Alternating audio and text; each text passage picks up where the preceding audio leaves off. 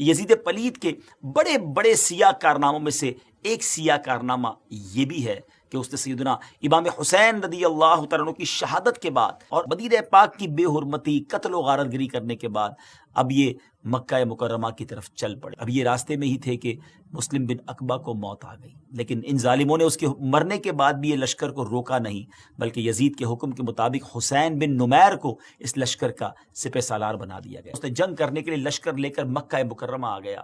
یزید کی طرف سے حسین بن نمیر سے کہا گیا کہ کچھ بھی ہو جائے قریش کی دھوکہ بازیوں سے بچ کر رہنا اور ان کے ساتھ صرف تیروں اور گھوڑوں سے مقابلہ کرنا، یعنی سلوح میں نہ پڑ جانا۔ یعنی دوسرے لفظوں میں ان کو کام ہی یہ دیا گیا تھا کہ لڑائی کرنی ہے، مارنا ہے، سلوح کی بات نہیں کرنی ہے، ان ظالموں کو مکے پہ حملہ ہی کرنا تھا۔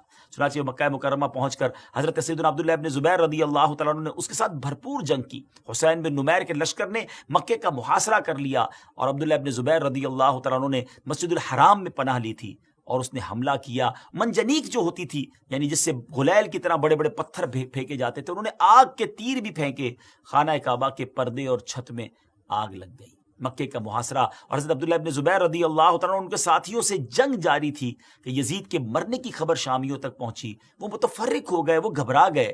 حسین بن نمیر بھی بھاگ نکلا۔ یزید کی موت کے بعد مروان بن حکم نے لوگوں کو اپنے ہاتھ پر بیعت کرنے کا کہا۔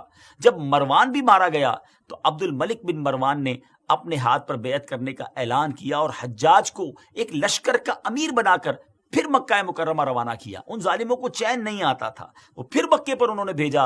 حجاج مکہ مکرمہ پہنچا اور جبل ابو قبیس پر چڑھ کر اس نے پھر منجنیق جو ہے وہ نصب کی اور مسجد الحرام میں حضرت عبداللہ ابن زبیر اور آپ کے ساتھیوں پر پتھر برسائے۔ آپ کو شہید کر دیا گیا۔ آپ شہادت کے متمنی بھی تھے، آپ کے دل میں یوں سمجھیے کہ شہادت کا جو شوق تھا وہ موجیں مارتا تھا۔ آپ نے اپنے ساتھیوں کو یہ کہہ دیا تھا کہ ہتھیار ڈالنے نہیں ہیں، جان جاتی ہے تو چلے جائے، کعبے کی حفاظت کرنی ہے اور ان باطلوں کے آگے جو ہے وہ سر نہیں جھکانا ہے، ان کے ہاتھ پر بیعت نہیں کرنی ہے۔ سیدی اعلیٰ حضرت کے ایک شعر پر اختتام کروں گا۔